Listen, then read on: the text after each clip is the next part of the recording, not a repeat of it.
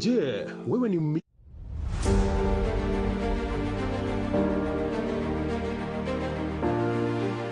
Naam, ni wakati wa kusikiza sauti inayobeba maono, busara na hali halisi ya kisiasa humu nchini. Karibu katika kipindi Sauti ya Uongozi.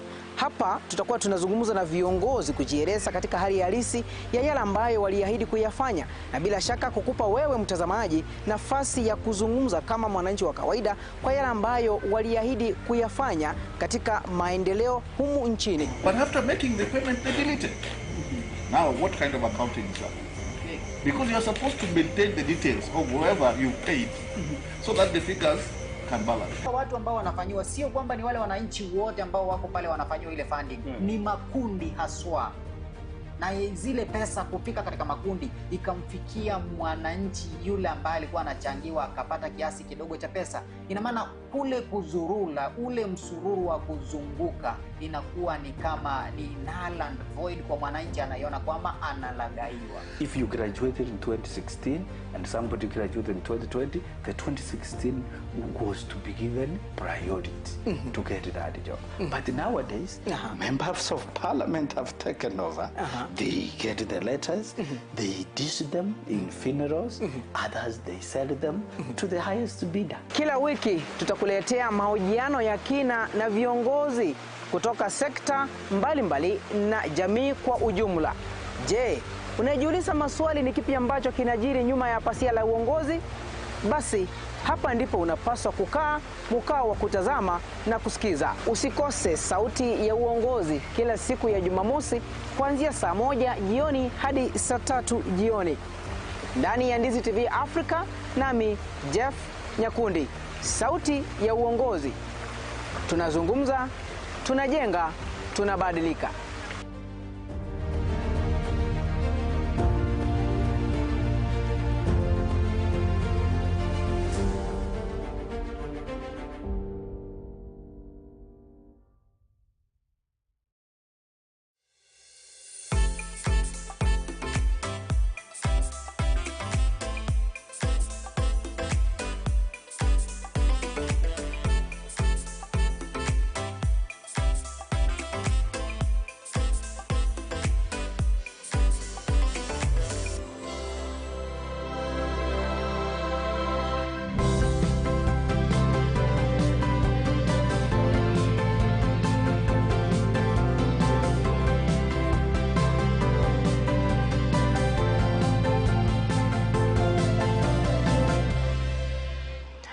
A very good morning. Today being on Wednesday, that is 18th of February 2026, and welcome to our broadcast here at Ndizi TV Africa, being the morning buzz show. And of course, normally what we do here, we inform you what is trending, what is on the newspaper, and of course some of the stories from this region and what is happening in the country currently. And of course, not forgetting that there is a hiccup of political, of course, temperatures rising in the country, the likes or some of the splits in the ODM party.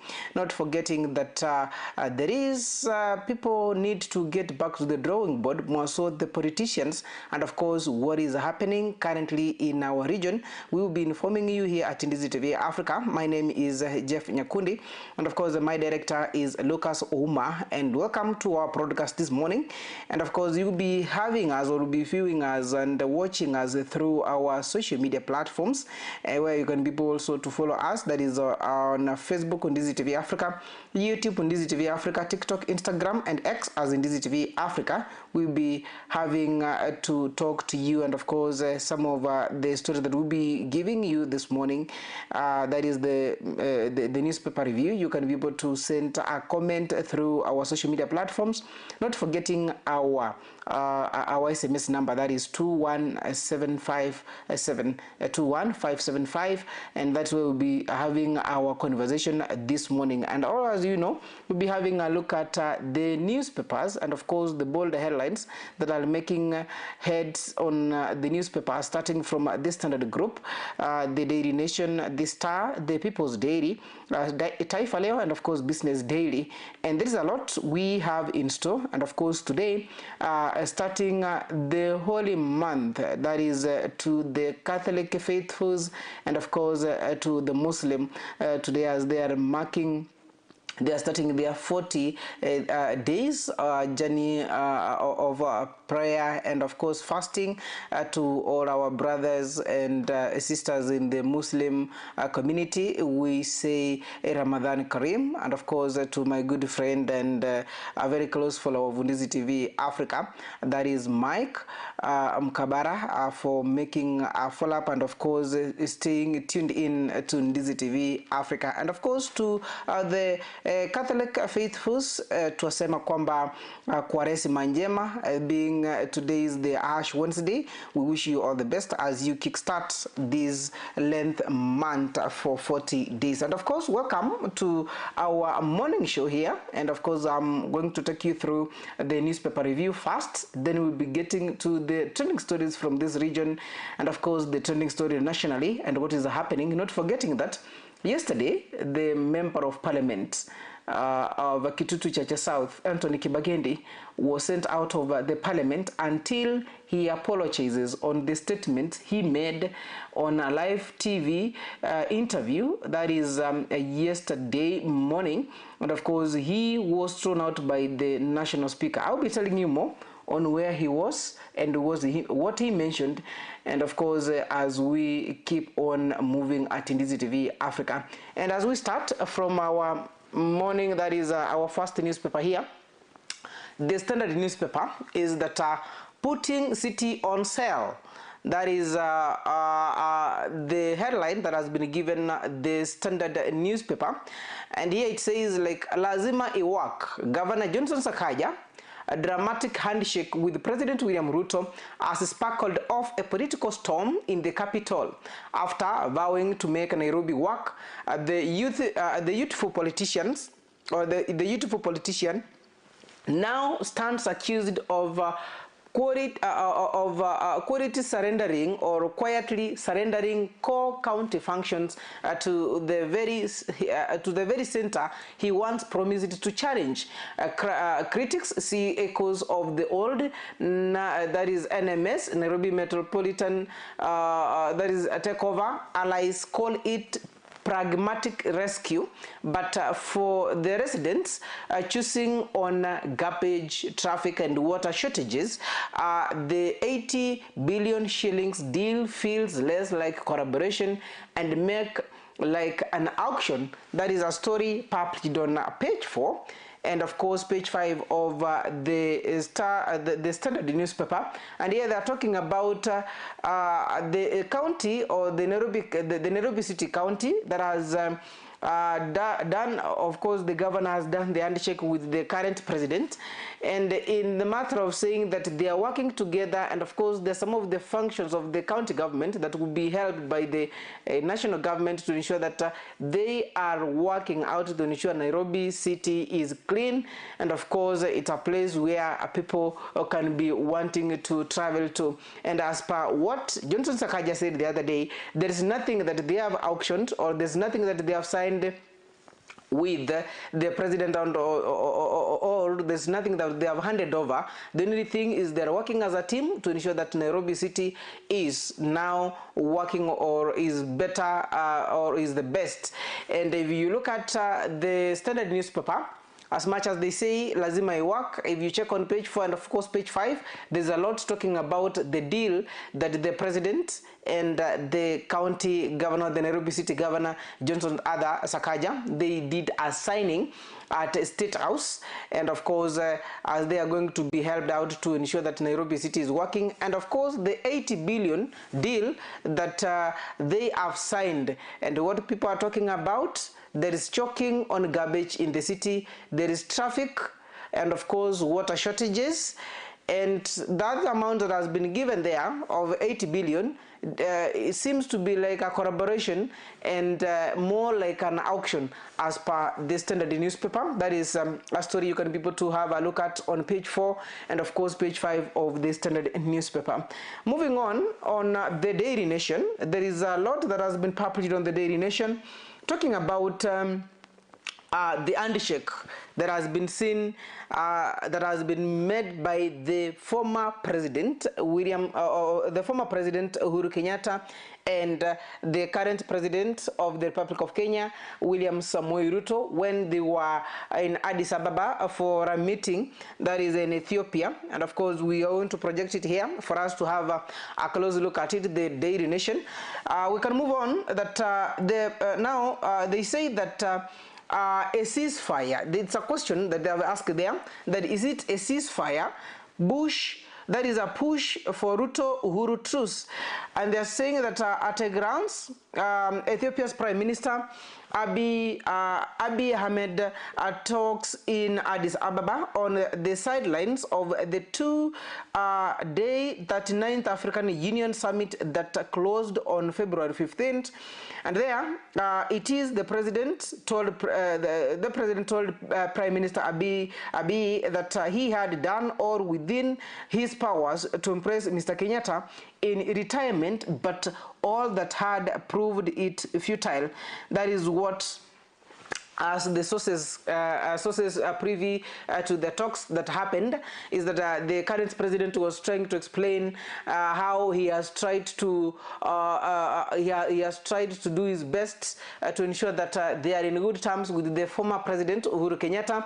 But even if giving the retirement to impress Kenyatta with the retirement, but all that had proved it futile. That is as per the source to the talks that they had. And now it took the Prime Minister of Ethiopia to ensure that they do an handshake and of course have talks. And as you can be able to have a look from that photo, of course the three of them are smiling, but the question is, the handshake that they did in Addis Ababa by the help of the Prime Minister of Ethiopia, Abiy Ahmed, is it going to last? And remember, the two duos once worked together as the president and the deputy for the 2 terms, and when it came to the second term, that is where the issues started, when the handshake was done between Raila Amolo Odinga the late and President Uhuru Kenyatta then, that is in 2018.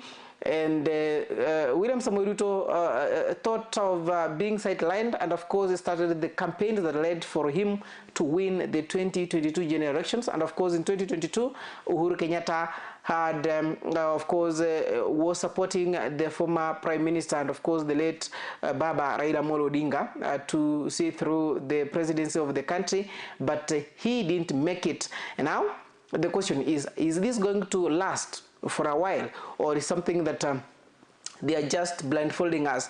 And then in that photo is the former President Uhuru Kenyatta from the right, with President William Ruto left, and of course the Ethiopian Prime Minister Abiy Ahmed Ali on the sidelines of the 39th African Union Summit in Addis Ababa, Ethiopia. Elsewhere, and that is a story that you're going to be able to read on page 4 and of course page 5, where that it's being said that President William Ruto and his predecessor Uhuru Kenyatta in recent years have had frosty relations that never thawed even after the 2022 power transfer. Lately, the tension between the two former allies turned rival has only raised twice, albeit through a short-lived public shows of camaradas in 2024 and 2025. Past weekend, Ethiopia's Prime Minister Abiy Ahmed tried to reunite the duo now the question is, will the truce hold? That's a story published on page 4 and of course page 5 of the Daily Nation newspaper. You can be able to read more of that and of course try to even remind yourself what happened before, and of course what has been going on with the two duos. Once, actually, if you trace the history of the two men, that is Uhuru Kenyatta and William Ruto, there are people, the one of them who were being mentioned that they were part of the chaos that happened in the country in the 2007-2008, and of course they were taken to IECC, and later on their case was thrown away, and of course they ran back to the country, and of course tried to run for presidency in 2013, and of course they won, one as being the president, another one being the deputy. That was Uhuru being the president and William Ruto being the deputy for the 2013 to 2017, and of course the second term also came up from 2017 to 2022. Now that is the second term where issues started of the two duos, and that is a story you can be able to read in on page 4 and of course page 5 of the Daily Nation. Elsewhere, there is other stories that have been published there. On page 23, on this other side, they do say that State House, Sakaja sign deal to run Nairobi City. President Ruto and Governor Johnson Sakaja witnessed the signing at the State House of a cooperation agreement to improve services in key sectors of the county, but insisted that the arrangement did not mirror the Nairobi Metropolitan Service. That is the NMS, or the Nairobi Metropolitan Service style takeover of functions, and that is a story that is published on page 23 of the Daily newspaper. And of course it's one that we saw on the Standard newspaper, being the one that has been given enough airtime there. And of course as per the statement made by the Nairobi City governor, that is Johnson Sakaja, is saying that whatever is happening or whatever happened yesterday and the signing is not what happened in the year 2020, when when Nairobi Metropolitan Service that took over all the functions of the county. Then remember that was the time Mike Sonko was the county governor, and of course when he was seen being to be impeached, and of course the roles was taken over by Anne Kananu, who was then the governor, of course the sworn-in governor that time. And of course we saw the former president Uhuru Kenyatta giving it to the NMS to run Nairobi City County, and that is a story published on page 23 of the Daily Nation. Elsewhere, inside is talking about from page 17 to page 22, talking about Steamer Power that unveils the Empower Insurance brokerage. That is a story published on page 17 and of course page 22, and of course on page 9 there is a detail of inside, that is the KPC IPO, 1 day left, talking about that is a story published on page 9 for the details on how to participate in the Kenya Pipeline Company IPO before the gate closes. And of course on the lower side of it we are seeing that it is an advertisement of that is the iron sheet factories. And let's look at the pot or the top of this newspaper. There's some stories published there. That is on page 7 and of course page 2 and page 3. Here they're talking about ex-soldiers among 33 new Kenyans recruits for Russia war.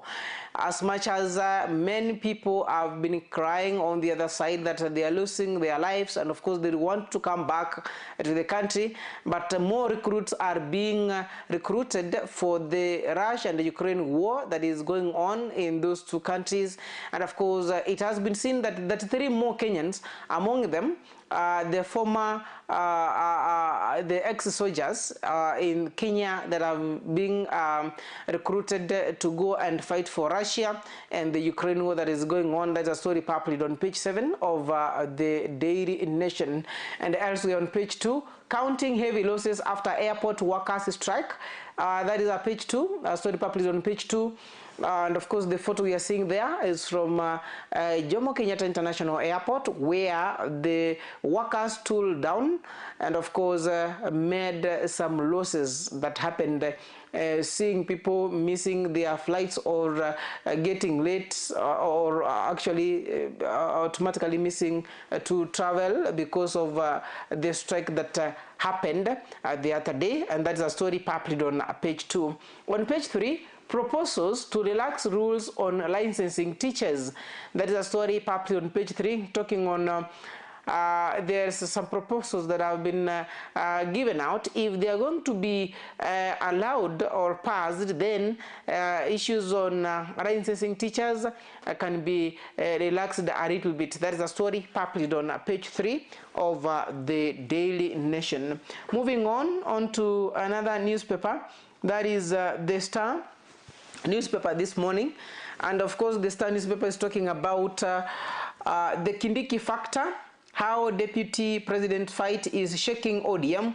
UDA poll talks. Talking about the ODM leader Oburu Odinga has said his party targets the number 2 position in the country. And this is the statement that he made during their meeting or their NEC meeting in Mombasa, and of course have been echoed in the other meetings that they did in Mombasa again on Tononoka. And what we are seeing from the picture is the Kindiki factor and how the DP fight is shaking ODM and UDA politics, because now ODM wants to have to have the number 2 in command, and of course the UDA or the other side is still talking about it wants to hold it. That's a story published on page 4 and of course page 5 of the Star newspaper. Elsewhere, as we move on the Star newspaper, is that yesterday President William Samoei Ruto attended the graduation ceremony that happened in Nairobi. That is the National Intelligence Service Director was present during that graduation of the National Intelligence Research University graduation that happened in Roresho, Nairobi yesterday. And from the pictures that we are seeing there, we are seeing that it is President William Samoei Ruto and of course other key leaders that attended that graduation ceremony. And of course we are seeing Nuruddin Haji, the Director General, that is the NIA's Director General Nuruddin Haji, and former National Intelligence Service Chief Michael Gishangi and Philip Kameru during the National Intelligence Research University graduation ceremony that was attended by presided over by President William Samoei Ruto. And here they are talking about be incubators of solutions to global problems. Ruto tells the graduates during that graduation ceremony that happened yesterday.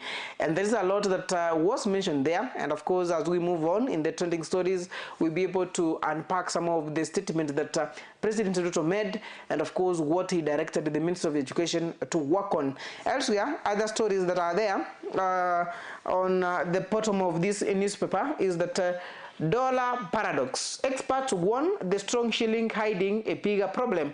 That is a story published on page 8.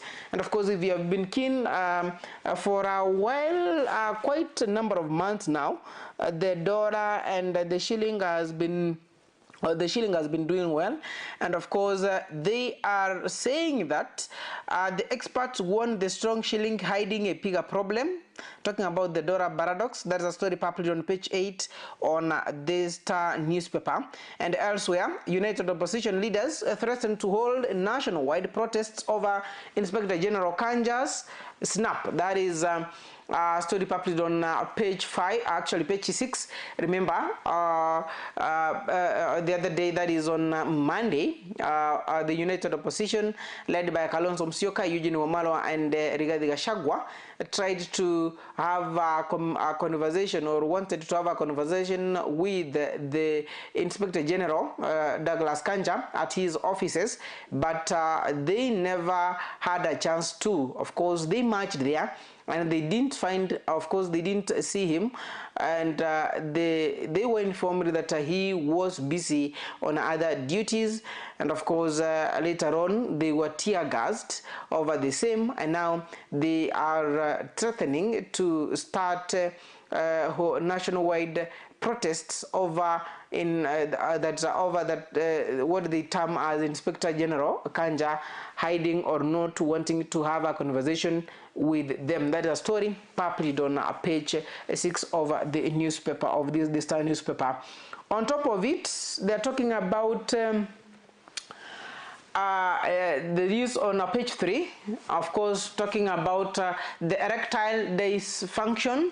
See, Dr. Mukombero won't get you going.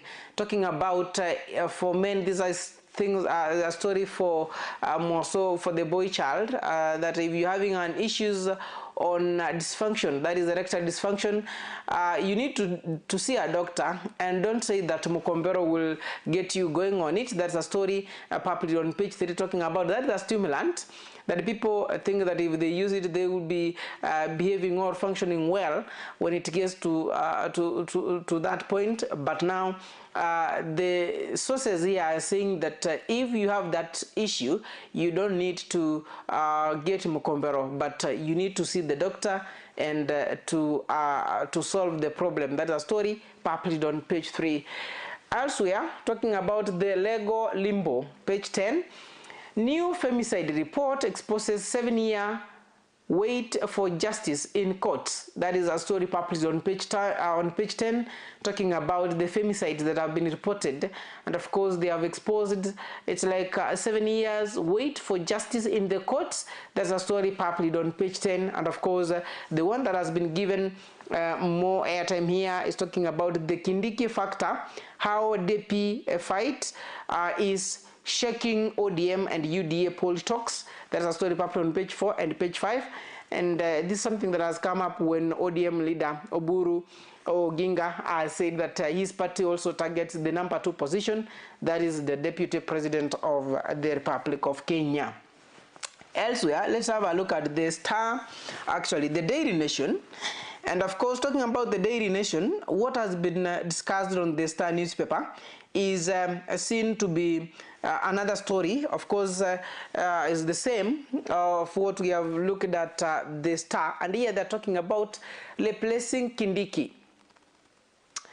And they say inside UDA's fierce fight for the deputy president seat, and that is a story published on page 4 of that is the People's Daily. And here, and from the photos that we're seeing on our screen, is that we are seeing there Professor Kithure Kindiki, and of course there is the Musalia Mudavadi. We can see Irungu Kang'ata, Anne Waiguru, Ndindi Nyoro, and the leader there, who are seen to be the people, the ones who might be repressing Professor Kithure Kindiki if there is something that is being cooked in UDA, that is on the political side of it. And the question is, can Professor Kithure Kindiki be replaced by any of the faces that we are seeing here? That is Musalia Mudavadi, Irungu Kang'ata, Anne Waiguru, and Ndindi Nyoro, and the other one there that who can be able to be replace Professor Kithure Kindiki as the deputy president? That's a question. Maybe you can be able to talk to us via our SMS number 21575 over the same, and of course on our social media platforms over the same, if you feel that can it be or inside the fierce fight for the deputy president seat in the UDS or whatever. And of course all these members we are seeing there, they are in UDA apart from Musalia Mudavadi, and actually Musalia Mudavadi the other time merged his party with the UDS and still seems to be part of it. And the question is, will they replace Professor Kithure Kindiki? That is a question that Jeff cannot manage to answer it, but from the look of things and the way we are going to see them go on, more so the political heat that is, or the political temperatures that are now on rising in the country, we will be able to know as time goes by. And there is another story published on page that is on page 8, that is on the bottom of this newspaper, talking about, has Linda Mwananchi caught Ruto and the United Opposition off guard? As Linda Mwananchi, that is the faction of ODM led by the ex-Secretary General of ODM, Edwin Sifuna, the likes of Babu Wino, James Orengo, and of course, has it caught off Ruto and the United Opposition led by Rigathi Gachagua, Kalonzo Musyoka, and of course Eugene Wamalwa and other leaders, not forgetting Fred Matiang'i. Is this, or has the Linda Mwananchi caught Ruto and the opposition or United Opposition off guard? That's a story published on page 8 of the People's Daily. Elsewhere, on the top of this newspaper, on page 5, talking about why devolution is under threat in the tug of war between Senate and that is the Council of Governors, talking about what we have been seeing happening more so from the other week, where some of the governors threatened not to attend to the Public Accounts Committee in the Senate Parliament due to what they termed as to be intimidated, and of course being requested or being asked some bribes for them to be of course to be treated in a different way from others in the Senate. And the question is a devolution, or why devolution is under threat in the tug of war that is between the Senate and of course the Council of Governors. That's a story published on page 5 of the People's Daily. Let's have a look, and of course the story that has been given more airtime there is the inside UDA's fierce fight for the deputy president. The Taifa Leo, gazeti la Taifa Leo, pale anasema kwamba wapatanishwa.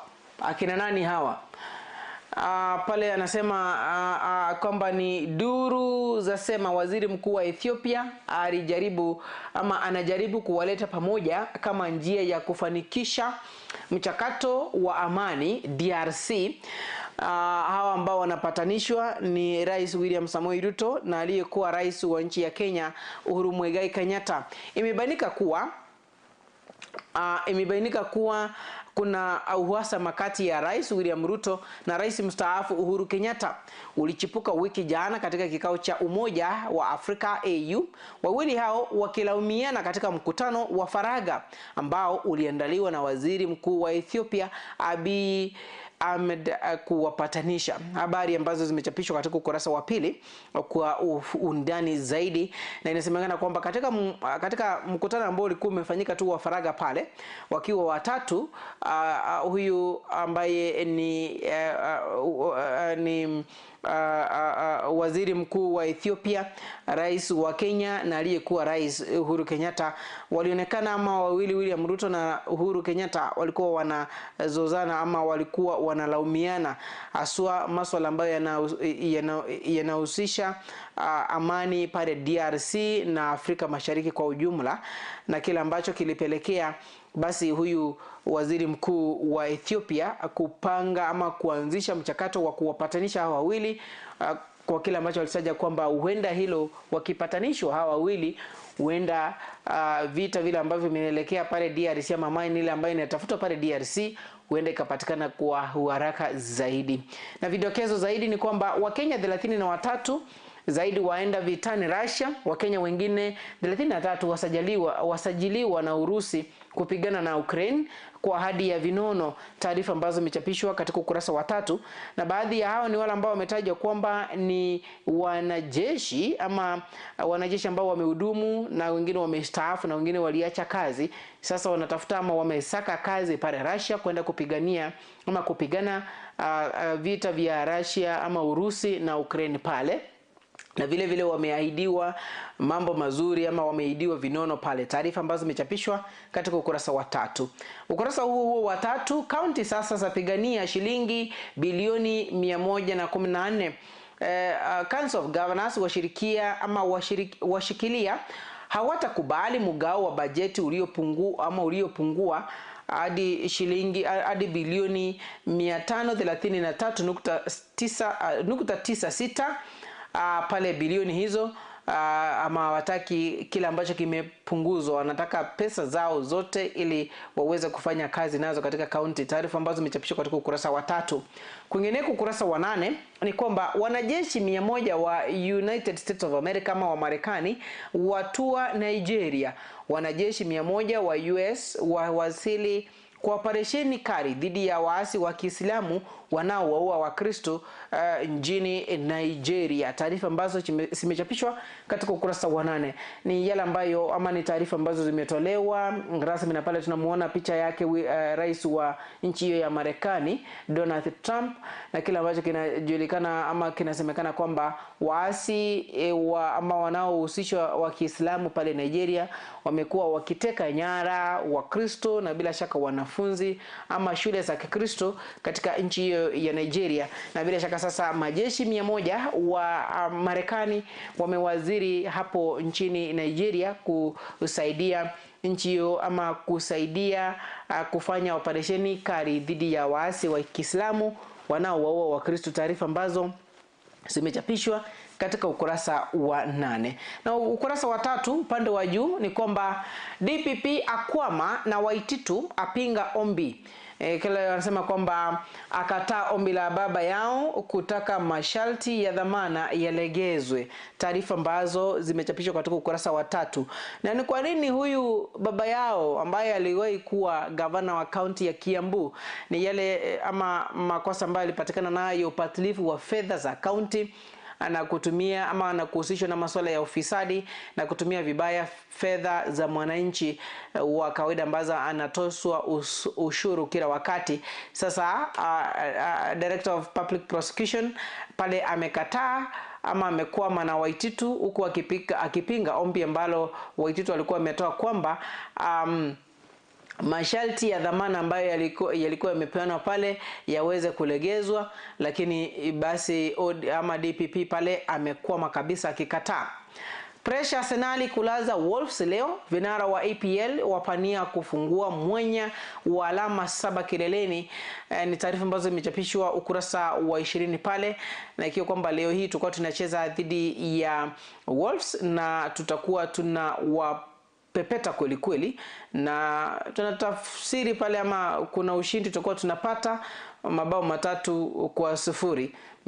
Na hilo ndilo tunaliombea Arsenal tuendelee kileleni kuongoza katika ligi kuu ya Uingereza na mwishowe tupebe kombe lile la EPL, na yale makombe mengine nayo tunayaangazia.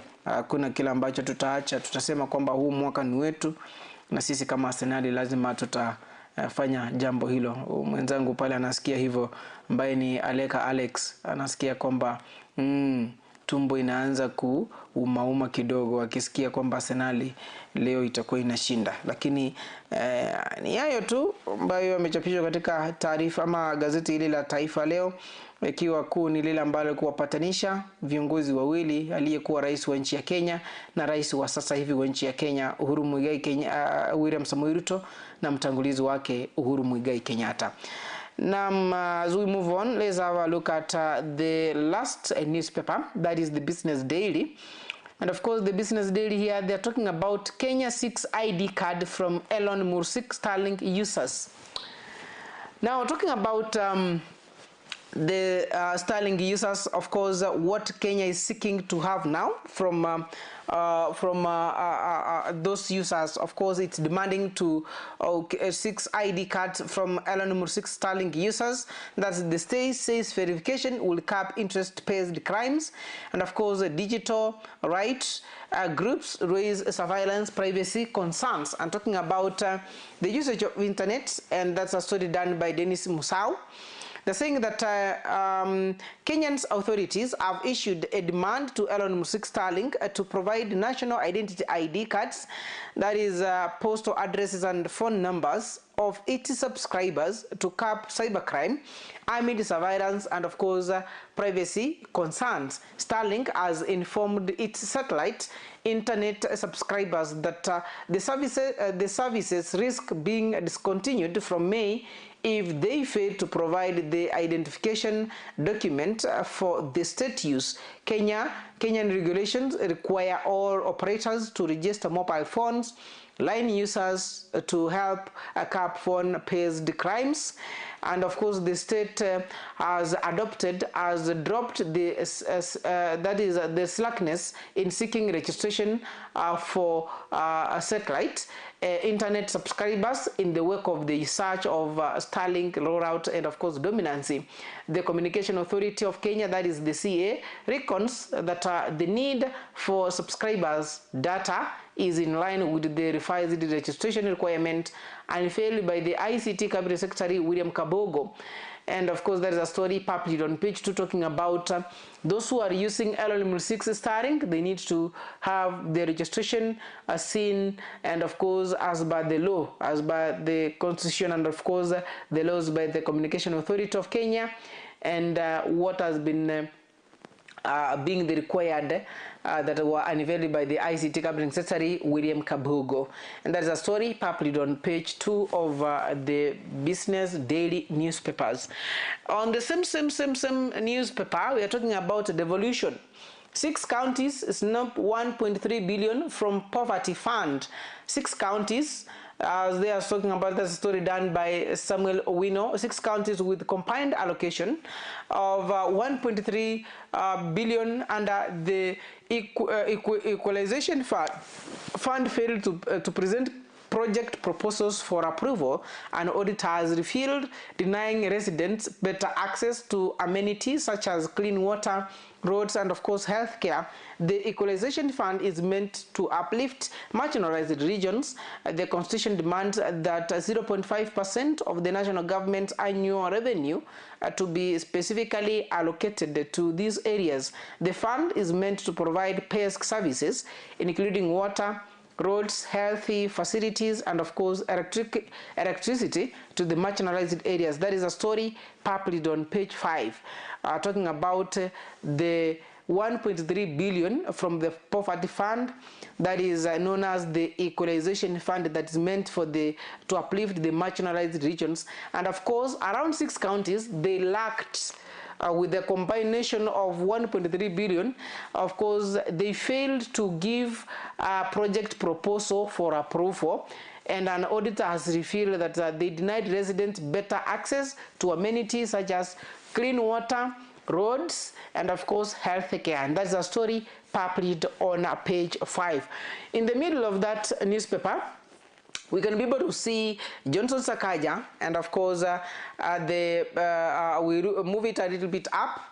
Johnson Sakaja and the Prime Cabinet Secretary Musalia Mudavadi, when they were exchanging documents during the signing of a cooperation agreement between the national government and the county government at State House, Nairobi yesterday. And of course, the deal whose signing was witnessed by President William Ruto will see the national government provide funding for infrastructure in the city county. And here they're saying that the State House City Hall signed deal for infrastructure funding, talking about doing some roads in the city, water, ensuring that garbage is corrected properly, and of course disposed properly. These are some of the things that are being said that were signed in that agreement. And that is a story, of course, published on the Business Daily newspaper. Elsewhere, let's have a look at the ticker. And here on the ticker, they're talking about the industrialists step up push for lower electricity costs. That's a story published on page 4, and they say that the manufacturers want the state to cut power prices by at least 2.179 per kilowatt, that is a shilling per kilowatt hour, and stop curtailing supply to businesses, arguing that these factors have affected production by factories. There's a story published on page 4 talking about the usage of course, the power prices, and of course more so with the manufacturers and the different factories in the country. Elsewhere, on page 12, maritime projects in limbo as court backs Chinese firm in land row. High Court has sided with the Chinese firm in a protracted dispute over a prime parcel of land on a creek of the Indian Ocean in Kilifi, a decision that leaves 40 billion shillings maritime project hanging in the balance. That is a story published on page 12. And elsewhere on page 14, investors bid 400 billion shillings to recent bond and treasury bill sales. Talking about the investors offered the government 400 billion in bond and treasury bill auctions in the last 3 weeks as they rushed to lock in higher yield before the Central Bank of Kenya cut its base rate on February 10th. That is a story published on page 14 of this Business Daily. And on top of this newspaper, that is the Business Daily, talking about the market data. And of course on Monday and Tuesday, still the shilling and the dollar has remained the same, the exchange rate being 0.00%, and it has remained 129.02. That's how it was on Monday, and of course yesterday on Tuesday still on 129.02. And elsewhere on page 9 on intelligence, they're talking about a smallholder farmers benefit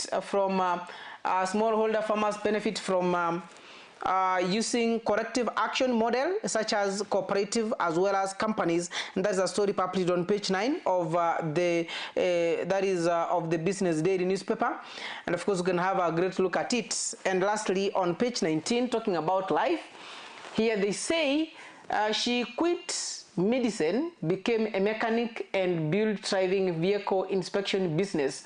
Talking about what this young lady tried to do, and of course she quit medicine and became a mechanic and built a thriving vehicle inspection business, and that's a story published on page 9. And those are some of the stories that have been published on the Business Daily newspaper.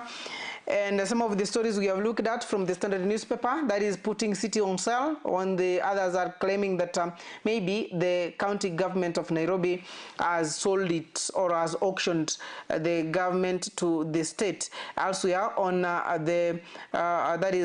the Daily Nation, they're talking about the push for Ruto Uhuru truce, that is by Abiy Ahmed, that is the Prime Minister of Ethiopia, trying to make the two gentlemen, that is the former President Uhuru Kenyatta and the current President of Kenya, William Ruto, have an agreement, and of course to cease their fire. And elsewhere on the Star, they are talking about Kindiki factor, how DP fight is shaking ODM UDA poll talks in the country. And elsewhere, the People's Daily, they are talking about inside the UDA's fierce fight for the deputy president seat, talking about Professor Kithure Kindiki, Ndindi Nyoro, Anne Waiguru, and of course Murang'a Governor and Musalia Mudavadi. Murang'a Governor, that is Irungu Kang'ata.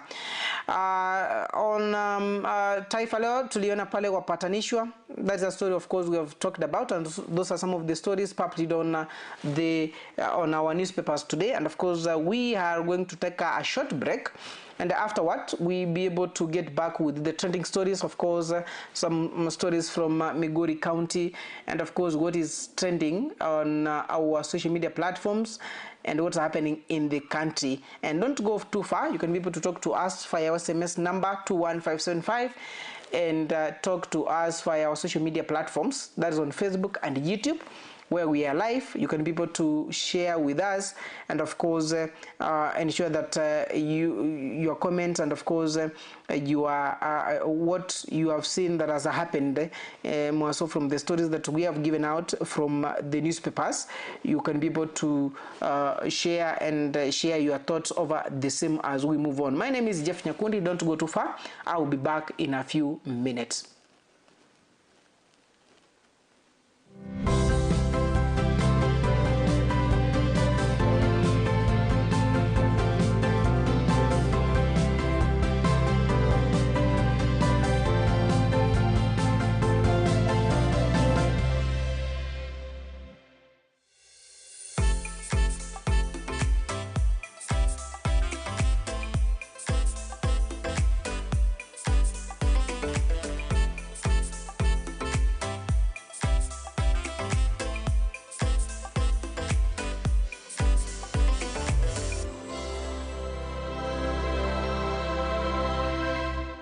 Je, wewe ni mmiliki wa aina ya gari aina ya Alto, Probox, Harrier, V8 na Lexus?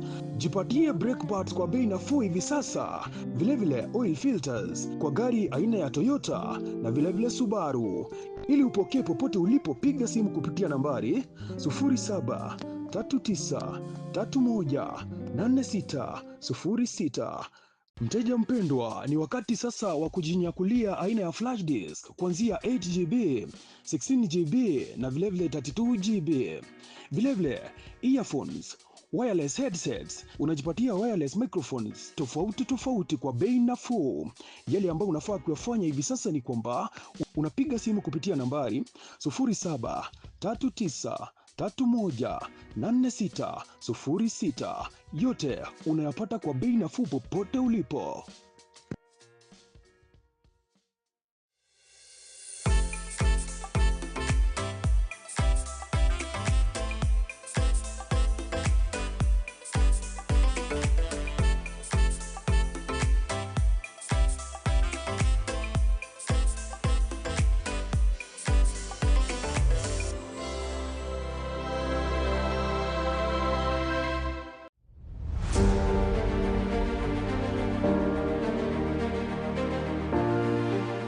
Naam, ni wakati wa kusikiza sauti inayobeba maono, busara na hali halisi ya kisiasa humu nchini. Karibu katika kipindi Sauti ya Uongozi. Hapa tutakuwa tunazungumza na viongozi kujieleza katika hali halisi ya yale ambayo waliahidi kuyafanya, na bila shaka kukupa wewe mtazamaji nafasi ya kuzungumza kama mwananchi wa kawaida kwa yale ambayo waliahidi kuyafanya katika maendeleo humu nchini. But after making the payment, they delete it. Now, what kind of accounting is that? Because you are supposed to maintain the details of whoever you paid so that the figures can balance. Watu ambao wanafanyiwa sio kwamba ni wale wananchi wote ambao wako pale wanafanyiwa ile funding. Ni makundi haswa. Na zile pesa kufika katika makundi ikamfikia mwananchi yule ambaye alikuwa anachangiwa akapata kiasi kidogo cha pesa. Ina maana kule kuzurula, ule msururu wa kuzunguka inakuwa ni kama ni null and void kwa mwananchi, anaiona kwamba analagaiwa. If you graduated in 2016 and somebody graduated in 2020, the 2016 was to be given priority to get that job. But nowadays, members of parliament have taken over. They get the letters, they dish them in funerals, others they sell them to the highest bidder. Kila wiki tutakuletea mahojiano ya kina na viongozi kutoka sekta mbalimbali na jamii kwa ujumla. Je, unajiuliza maswali ni kipi ambacho kinajiri nyuma ya pasia la uongozi? Basi hapa ndipo unapaswa kukaa mkao wa kutazama na kusikiza. Usikose Sauti ya Uongozi kila siku ya Jumamosi kuanzia saa 1 jioni hadi saa 3 jioni ndani ya Ndizi TV Africa, nami Jeff Nyakundi. Sauti ya Uongozi. Tunazungumza, tunajenga, tunabadilika.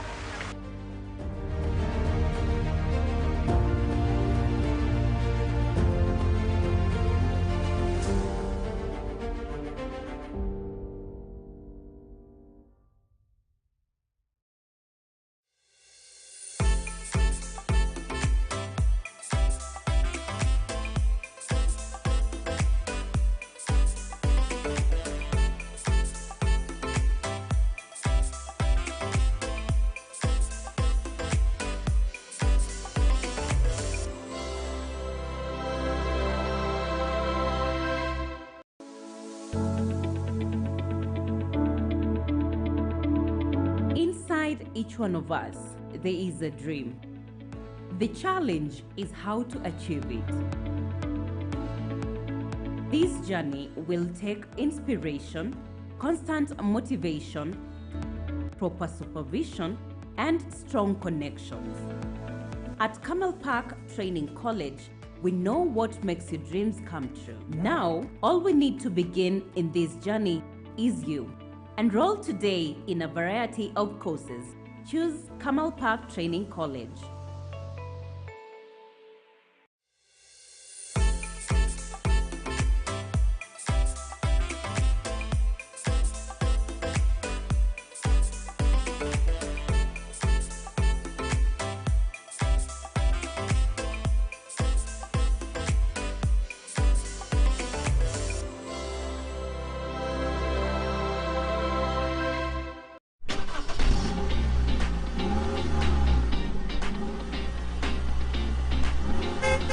steer your future in the right direction. Safe driving starts here. Camel Park Driving School, now ready to quench your driving thirst. We offer NTSA certified driving lessons for upgrading, beginners, and refreshers. Our team of qualified instructors deliver content for the following classes: A1, A2, B1, B2, C, C1 and C2, D1 and the rest. We train learners with modern vehicles which fit the evolving digital world. Why choose Camel Park Driving School?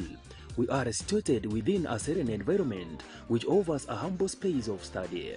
Our classes are fitted with advanced materials which supports learning.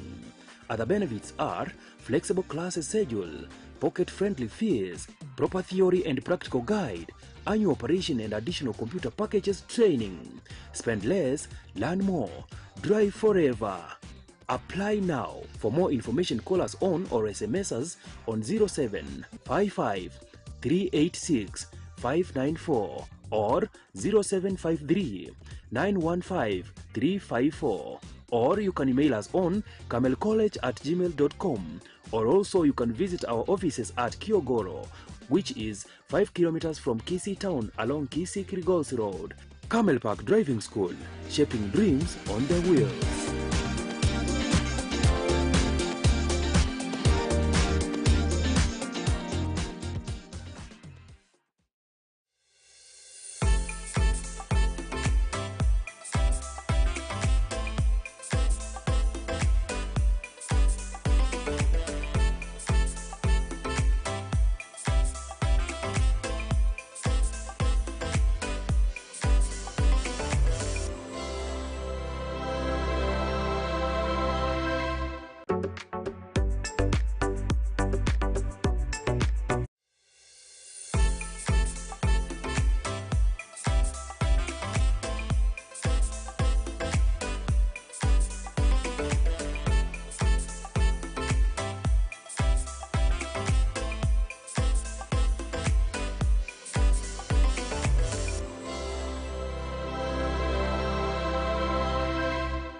Je, wewe ni mmiliki wa aina ya gari aina ya Alto, Probox, Harrier, V8 na Lexus?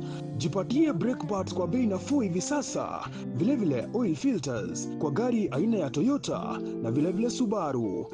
Ili upokee popote ulipo, piga simu kupitia nambari 0739318606. Mteja mpendwa, ni wakati sasa wa kujinyakulia aina ya flash disk kuanzia 8GB, 16GB na vilevile 32GB. Vilevile earphones, wireless headsets, unajipatia wireless microphones tofauti kwa bei nafuu. Yale ambayo unafaa kuyafanya hivi sasa ni kwamba unapiga simu kupitia nambari 0739318606. Yote unayapata kwa bei nafuu popote ulipo.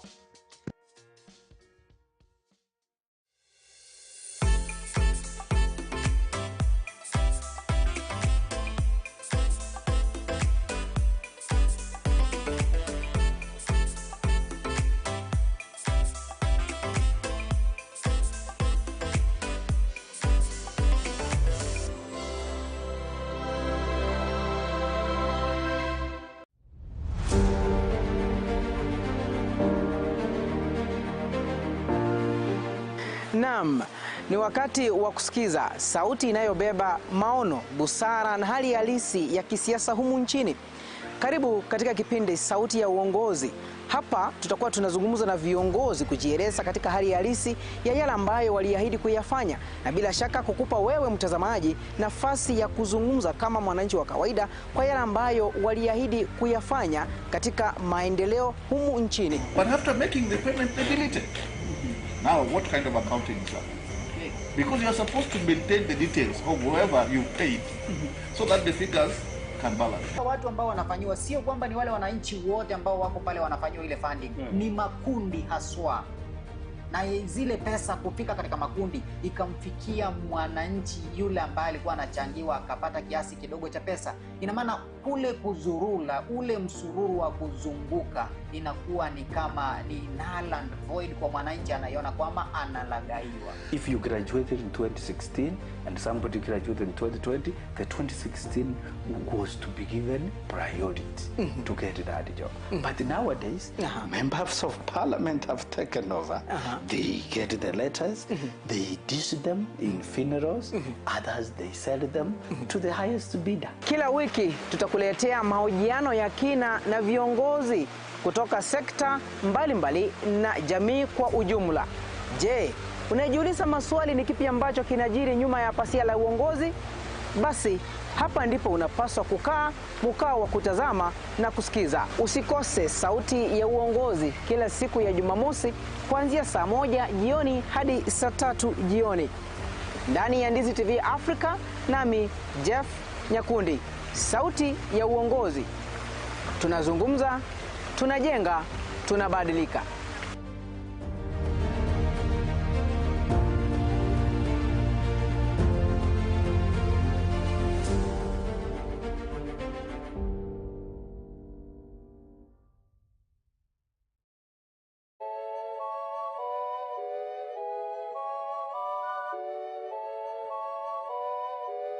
Black Market Records. What's up my good people, it's your guy Aleka Alex. Na nitakuwa nikiwaletea show moto, show fire, show konki, show mambo bad ndani ya rininga yako number 1 Ndizi TV Africa. Tune in every Monday to Friday as from 2 p.m. to 4 p.m. Usikose, hii na itakuwa kari. Kuja tupige dance, tupige gossip, tupige gumzo. Au see you.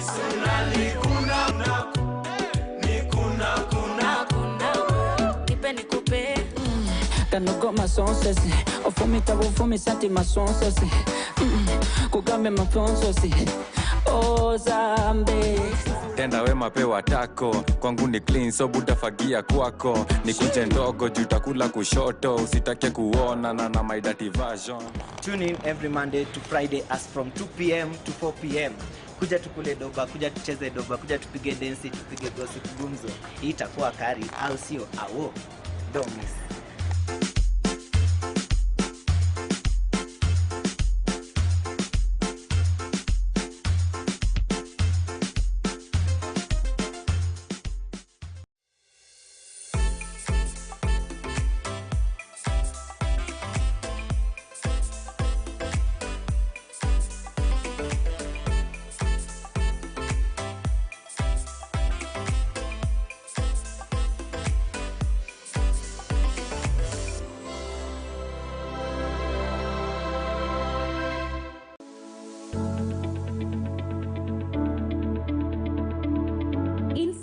Each one of us, there is a dream. The challenge is how to achieve it. This journey will take inspiration, constant motivation, proper supervision, and strong connections. At Camel Park Training College, we know what makes your dreams come true. Now, all we need to begin in this journey is you. Enroll today in a variety of courses. Choose Camel Park Training College.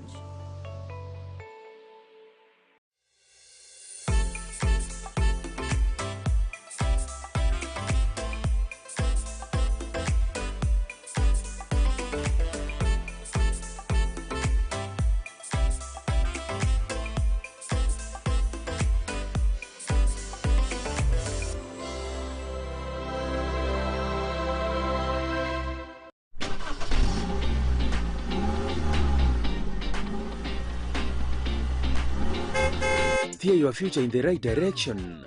Safe driving starts here. Camel Park Driving School, now ready to quench your driving thirst. We offer NTSA certified driving lessons for upgrading, beginners, and refreshers. Our team of qualified instructors deliver content for the following classes: A1, A2, B1, B2, C, C1 and C2, D1 and the rest.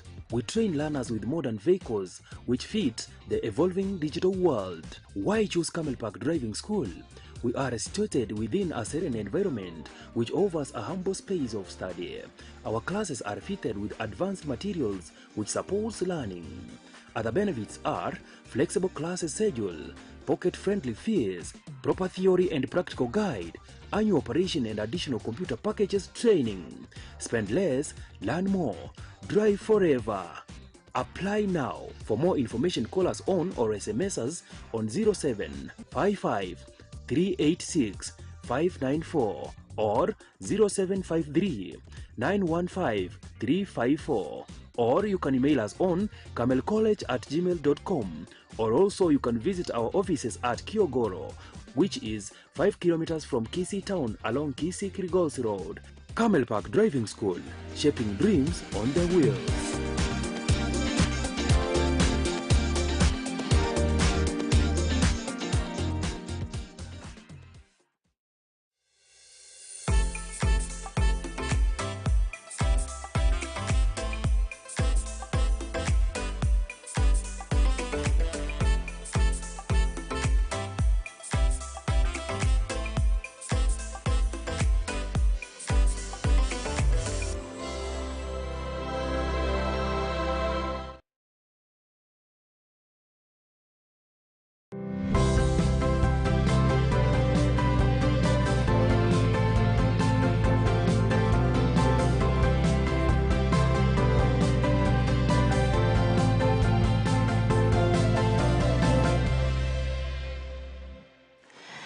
All right, welcome again as we keep moving here at Indizi TV Africa, and of course the program on air is Morning Bus.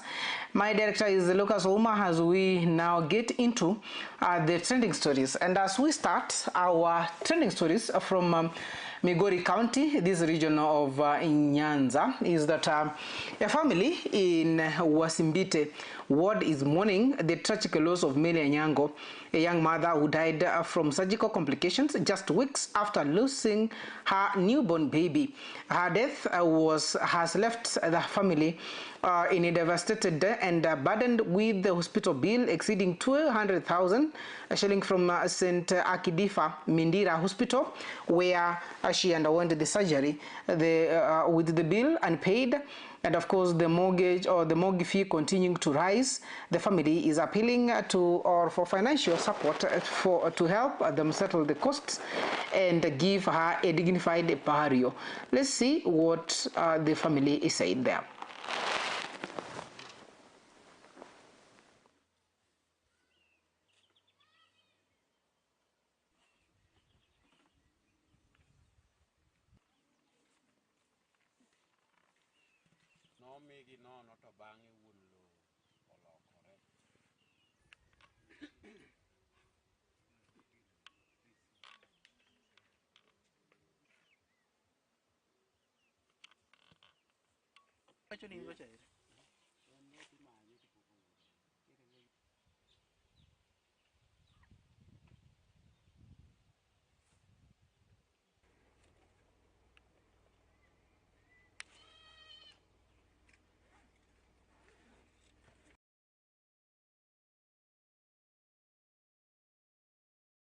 Na kwa bahati nzuri alipelekwa huko, lakini kuzaa kwake ilishindikana mpaka akapelekwa theater.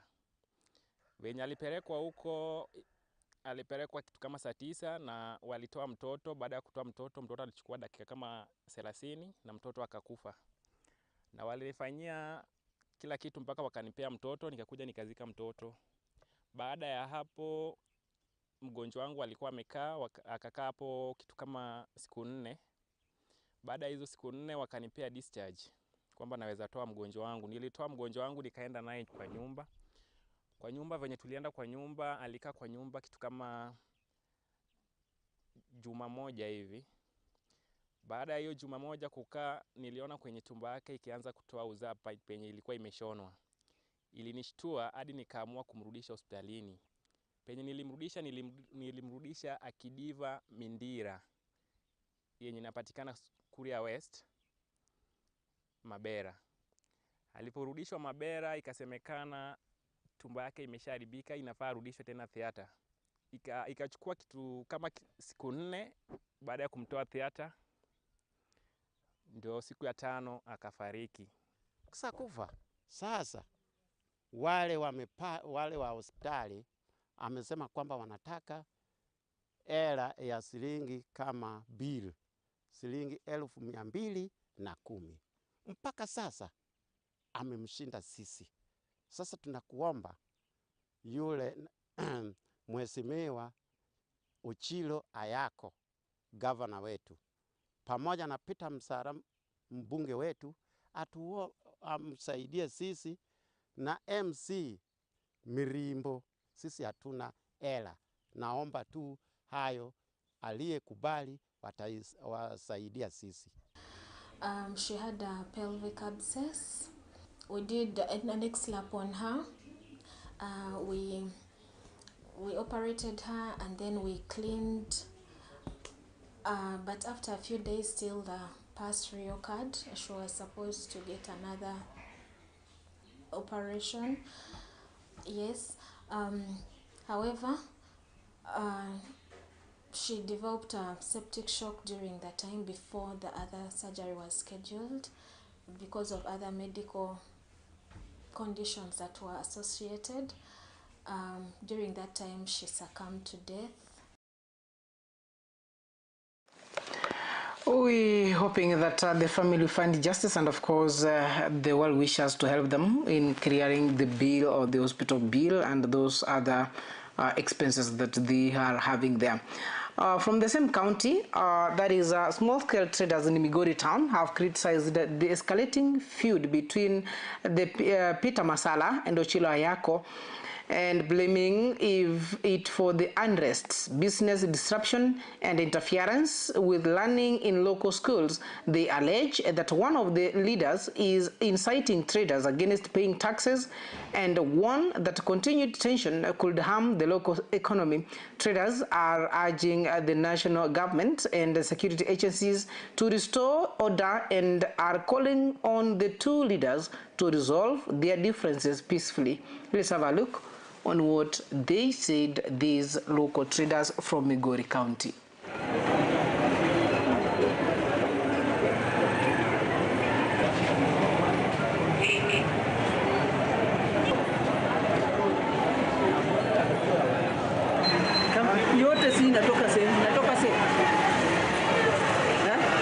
Market is a place for business and trade. We don't want politics in the market. Wafanyabiashara wenye wako kwa soko ni watu wanafanya biashara. Kama kila siku watakuwa wanavurugwa, wengi wao wako na loan, wengi wao wako na school fee na mahitaji. Wewe uko na mshahara, tafadhali fanya siasa zako away from the marketplace where there are business and trade. Wakati mmeleta vurugu, watoto wengi wanafungiwa njia za kufanya ya kwenda nyumbani wakitoka shule, na haitakuwa business as usual. Mkiendelea hivyo, wafanyabiashara sasa watachukua hatua. And the national government, we want to request you to protect traders who are paying taxes. Tunapinga hii kauli yenye inaletwa na wanasiasa. Watu wa siasa tuandamane, watu wasilipe ushuru kwa hii Suna Marindi Market. Sisi kama viongozi wa Suna Marindi Market tunapinga hiyo maneno isifanyike kwa hii soko ya Suna Marindi Market, kwa sababu tunaona sisi kama wanasoko tuko na maendeleo yenye tunafanya. Tukifanya biashara tunawalipia watoto wetu school fees, tunawalipa loans yenye tuko nayo, na sasa tukikosa kufanya biashara hakuna maendeleo yenye inatoka kwa hii Suna. Kina mama zetu inabidi wakimbie kutoka hapa, labda kelele mbelekea mali fulani, marisasi zinapigwa, si tiaga sio nini. So hizo changamoto tulikuwa tunajibu kuhimiza hawa viongozi wetu tukae chini. Kama kuna jambo lolote lilitokea baya mali, si tukae chini na tuongee tuone vile tunaweza pata suluhu, kuliko kila wakati si ndio tunaumia sana, kwa sababu kusema kweli uti wa mgongo wa Suna West ni biashara. Hapa hakuna kiwanda, hapa hakuna kitu yote, any source of income. Actually it's only business and business only. So the moment that we interrupt business, tuna interrupt the major part of the economy. And in reality, you know, you cannot say kwamba watu wasilipe ushuru. Ushuru ndio kiinua mgongo wa uchumi. Kwa sababu kama sisi kama wanabiashara tunalipa ushuru ili tujengewe barabara, tunalipa ushuru ili tupate madawa kwa hospitali, tunalipa ushuru hii hata sasa hizi tunaona soko inafanya nini, soko inajengwa ni kwa sababu ushuru wetu. We're hoping that the security agencies will act upon and, of course, restore the peace in that area and ensure that the traders are getting the right. And, of course, the politicians, of course, you need to have a little bit tied up and, of course, have your own meetings and, of course, do your own politics there and avoid having it hard on the common mwananchi. Anyway, as we move on, is that yesterday in Parliament, there are some issues or some 1, 2, 3 things that happened in it. One, that when the session was starting, the Parliament or the Speaker of the National Assembly, Moses Wetangula, suspended Member of Parliament of Kitutu Chache South, Anthony Kibagendi, from Parliament until he formally apologizes to the National Assembly over the allegations he made on national TV that the House is compromised or auctioned. Let's look at what Kibagendi or what the Speaker, Moses Wetangula, said during the session. And of course, thereafter, there is a clip that will be following when the chief, of course, when the sergeant at arms escorted the Kitutu Chache Member of Parliament out of the chambers or out of the Parliament. Let's have first of all, let's listen to what Moses Wetangula said. Rulings I make here are buttressed by the law. I may misinterpret the law like many lawyers can do, but that is the right I have as your speaker. So for you as a member of this House, first to say the House has been auctioned, then you have no business to sit in an auctioned House. So what, and this is not a matter I'm going to invite the member to explain himself, because I saw and heard with my own eyes and ears. So Honorable Kibagendi, you will be excluded from the sitting of this House until you bring a properly worded apology, not to me. I'm used to being insulted, to the House. To the House. For bringing the House in disrepute, and that apology should be delivered to the clerk. It will be looked at carefully. If the wording is acceptable, then it will be brought to the House and you will be allowed to come back to the House. For now, you are excluded from the proceedings of this House, the pressings of Parliament, the committee sittings, including your office in Parliament.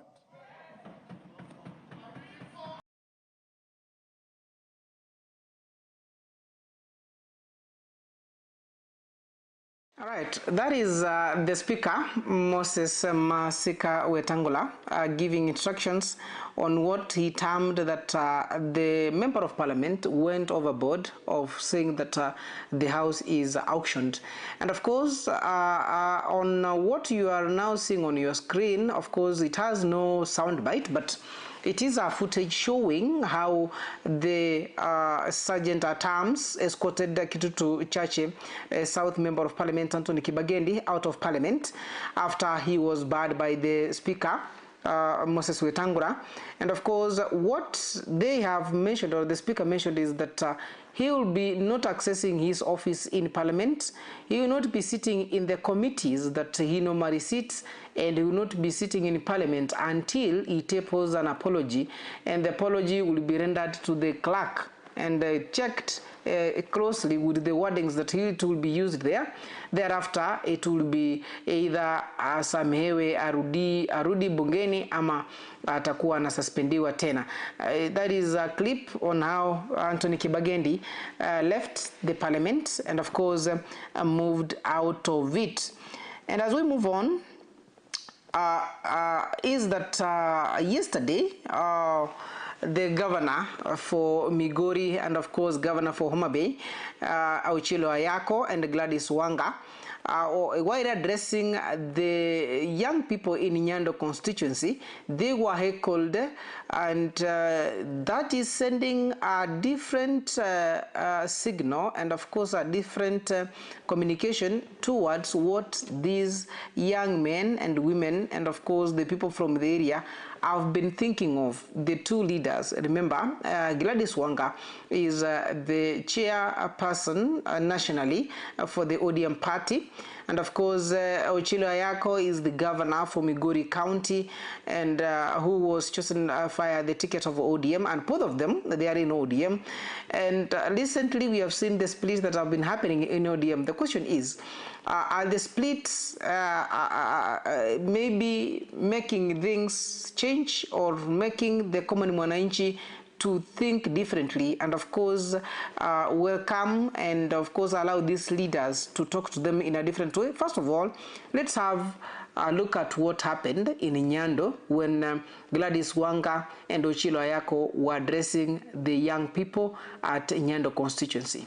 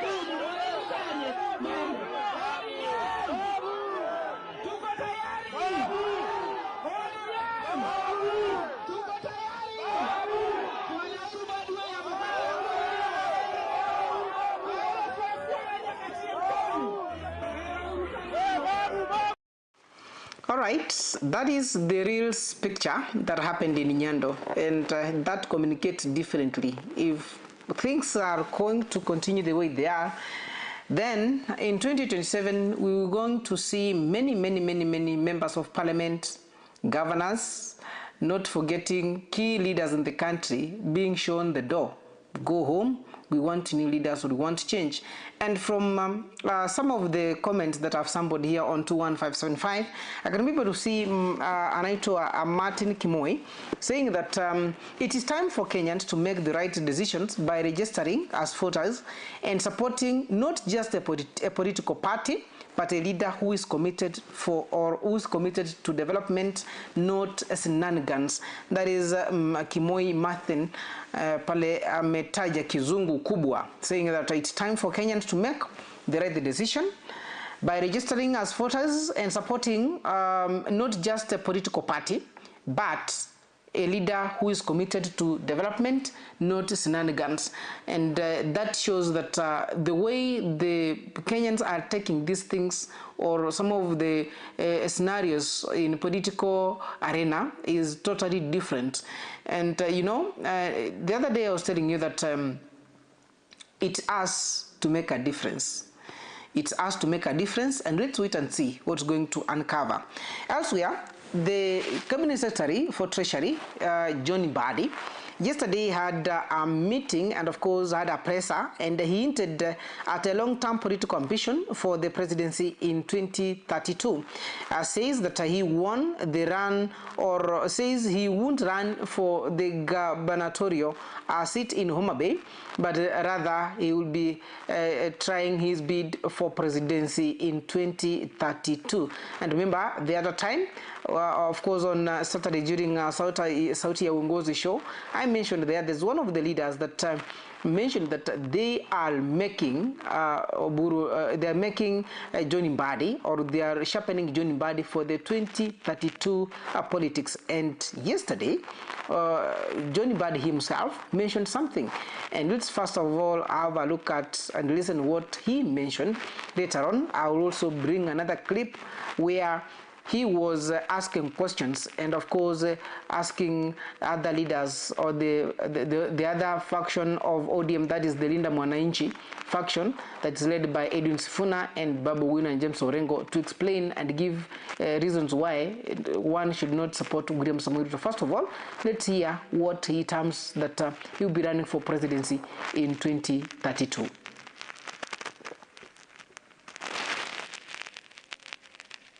And you and the rest, we are saying, come and to come to the table? Well, I think it is the case. Starting with our community, leaders from our community. I think these elders, first and foremost, are concerned about the unity of the Luo community, then the unity of ODM. And I will tell you that the things that you are seeing happening today did not start yesterday. They started when Raila was alive, although they were muted. This talk of not supporting President William Ruto by SG of the party happened even when Raila was alive. Only that it was muted because Raila had a way of people actually, I don't know whether to say respected or feared him at the same time. So it was not as loud. The same with James Orengo. He spoke even when Raila was alive, that he didn't want to work with Ruto. We all know that. The same with Babu. They said they didn't want to work with Ruto. But what we are telling them is, can you come and tell us why you strongly feel that you want to go the other side? Because in Kenya there are just two political groupings. Let's not lie to ourselves. So if you don't want to work with Ruto, who do you want to work with? You want to work with Uhuru, Wamunyoro, and the rest? We are saying, come and tell us, come and try to convince us. And these elders are saying this disjointed statement is causing tension. To the extent I'm told that the person who was lost in Ketangala is a Luo. I didn't know that. I didn't know that. And Luos, we have lost lives. I don't think it is necessary at this time. But if there is anyone who thinks it is necessary, come and persuade us.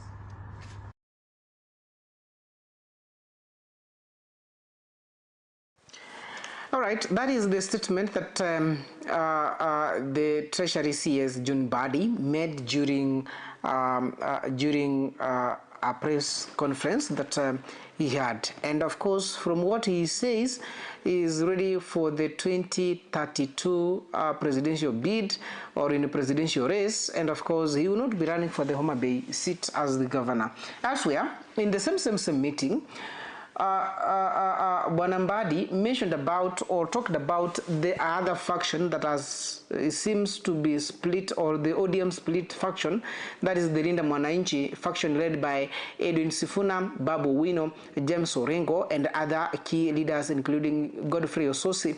And here he asked Edwin Sifuna, James Orengo, and Babu Wino that they should tell Kenyans why ODM party should not support President William Ruto's re-election. Remember, from the word go, after the death of the former Prime Minister and of course the party leader for ODM, Baba Raila Amolo Odinga, there is a lot of issues that has been happening within the party. Recently is that Edwin Sifuna was thrown out as the Secretary General of the party.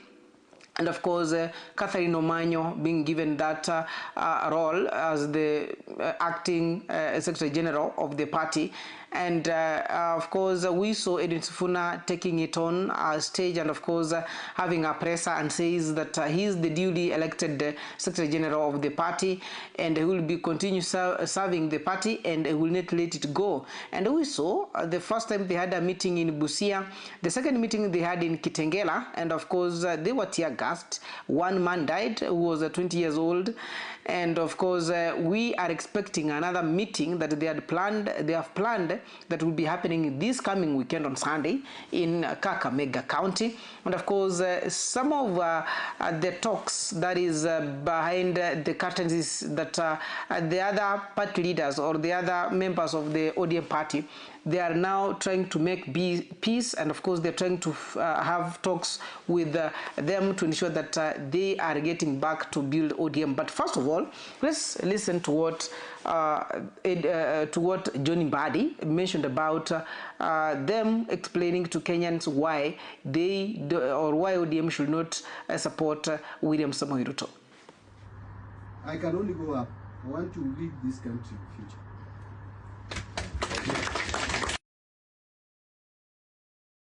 Did materialize, because you know why. Then I'm now cabinet secretary and we are in 2026. To be honest with you, I can only go up. To come to the table? Well, I think it is the case. Starting with our community, leaders from our community. I think these elders, first and foremost, are concerned about the unity of the Luo community, then the unity of ODM. And I will tell you that the things that you are seeing happening today did not start yesterday. They started when Raila was alive, although they were muted. This talk of not supporting President William Ruto by SG of the party happened even when Raila was alive. Only that it was muted because Raila had a way of people actually, I don't know whether to say respected or feared him at the same time. So it was not as loud. The same with James Orengo. He spoke even when Raila was alive, but he didn't want to work with Ruto. We all know that. The same with Babu. They said they didn't want to work with Ruto. But what we are telling them is, can you come and tell us why you strongly feel that you want to go the other side? Because in Kenya there are just two political groupings. Let's not lie to ourselves. So if you don't want to work with Ruto, who do you want to work with? You want to work with Uhuru, Wamunyoro, and the rest? We are saying, come and tell us, come and try to convince us. And these elders are saying this disjointed statement is causing tension. To the extent I'm told that the person who was lost in Ketangala is a Luo. I didn't know that. I didn't know that. And Luos, we have lost lives. I don't think it is necessary at this time. But if there is anyone who thinks it is necessary, come and persuade us. All right, those are some of the statements that CS John Mbadi made yesterday when he was having a presser, and of course Aaron mentioned about he's ready for the 2032 presidential bid, and of course asking John Mbadi, asking Edwin Sifuna, James Orengo, and the likes of Babu Wino and other leaders in the other faction of Linda Mwananchi to explain why ODM should not support the re-election of William Samoei Ruto. And as we move on the issues that people have been talking about, more so the transfer of functions to the national government, that is in Nairobi City County. Yesterday, after the signing of the agreement on how the Nairobi City County and of course the national government, they are going to work together to ensure that Nairobi City is now made okay and good. The president yesterday had some mentions, of course, talking about there is no transfer of functions happening between county and national government, and stated categorically that he has no interest in running the city of Nairobi, and he said that his hands are full. Let's first of all hear what the president mentioned yesterday. Operating in a vacuum. Indeed, since the enactment of the Urban Areas and Cities Act in 2012, this cooperation agreement is 14 years late. It should have been in place with the advent of devolution. What we are augmenting today is not a transfer of functions. Let me repeat. There is no transfer of functions happening. For the avoidance of doubt, I have no interest in running the city of Nairobi. My hands are full. The governor and his team must run the city of Nairobi. But I have an obligation as the President of Kenya to assist. All right, as we move on from what the president has mentioned, that he is not ready to be taking charge of the city, and of course his hands are full. Now, taking you back to the story that we started with, that is the Member of Parliament of Kitutu Chache South, Anthony Kibagendi, being thrown away or thrown out of Parliament due to the sentiments that he made on a national TV.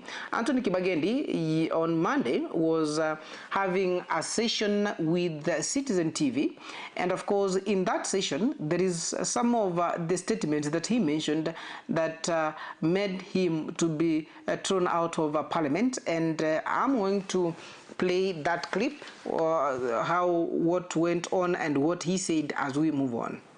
This lady that has strategically refused to come to the studio, Honorable Gladys Boss-Sholei, who, together with the Speaker, listen to me, look here, who, together with the Speaker, have handed over Parliament to become an appendage of State House. This lady that has strategically refused to come to the studio, Honorable Gladys Boss-Sholei, who, together with the Speaker, listen to me, look here, who, together with the Speaker, have handed over Parliament to become an appendage of State House. All right, those are some of the statements that he made during the interview that was happening on Citizen TV on Monday. And of course, there are some of the guests who were invited to that interview that never showed up, including the deputy speaker of the National Assembly, and that is what transpired and led him to be thrown out of the Parliament until he apologizes officially. And of course, we have seen people talking about him, and of course saying that he has been shaped, or he was shaped by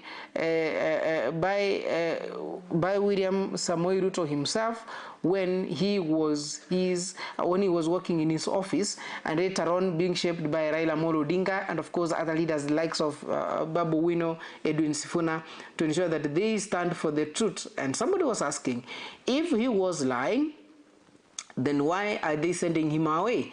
But you know, each and every house has its own standing and of course has its own respect. So sometimes if you cannot be served food, you eat, you finish, then you step inside the plate that you were using. Later on, maybe it's a few minutes or a few hours, you will be getting hungry again, and maybe you may need more food. And for what if you get back and you be told that now that I use the plate that you stepped in, will you be of course ready to use it? Anyway, that is my comment. As I move on, is that other stories that are trending is that the socialite Karozona Kwamboka has announced that he will be, or she will be running for the Nairobi Women Representative seat in 2027. Kwamboka says that she wants to bring meaningful change to women in Kenya's capital city, and of course she added that a single mother, she understands the struggles women go through, and that she is also in a place where she can represent them. And of course, as we move on, other stories is that already it has been seen that the Member of Parliament of Langata, Member of Parliament that is Felix Oduor, aka Jalango, has kicked off his Nairobi senatorial campaigns ahead of the 2027 polls.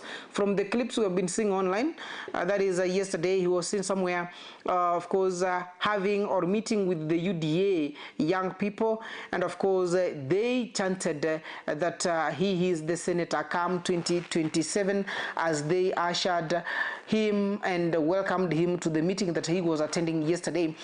And as we move on other updates, of course, there's something that we mentioned about the social media and, of course, the Starlink, where now the government is requiring, or it's a requirement by the government, that those people who are using the Starlink to correct subscribers' national ID cards, phone numbers, and postal addresses. And of course, Starlink has mandated the Kenyan users complete in-person ID verification by April 30th, 2026, or face service disconnection. That was a story that was published on the Business Daily newspaper. And elsewhere is that from the Star, there is a story that was there, and sometimes people take it jokingly, or they say that, okay, this is not supposed to be spoken or mentioned elsewhere. The medics are warning, of course, that was a story on the Star newspaper, and we are having a review, and of course it's one of the stories that are trending. They're saying that medics are giving a warning to the public against the turning Mukombero to address electile dysfunction. The routes that that are commonly used in Western Kenya region is widely believed to boost stamina and energy, more so for the men. And medics say it's good to consult health care professional before using the herbal supplements for medical conditions, especially if you have pre-existing health issues or taking other medications. And that is something that seems to be or needs to be taken seriously, because you can't joke around with your health, and it's good for you to get medication if you are having a persistence, of course, issues like erectile dysfunction. And as we move on, maybe to check on the comments on Facebook as we move on. Of course, let me have a look at those who have been sending their SMSs here. I can be able to see Daddy Episo saying that watching live, but he has not mentioned where he is watching live from. And of course, Sheila Kemunto saying that from Emonga Kiamokama, following. This is from Nyaribari. Nyaribari Kiamokama is in Nyaribari Masaba. Okay, I guess, yeah. I think somewhere there. So thank you so much, Shere Kemunto, for making it up at Indizi TV Africa, and of course following us on our social media platforms. Let me check on other comments here. Yeah, I can be able to see Barasa Abel saying that thanks for the news updates, my brother. A good day. Thank you so much. And who else here? I can be able to see. Okay, other comments. Lady the okay.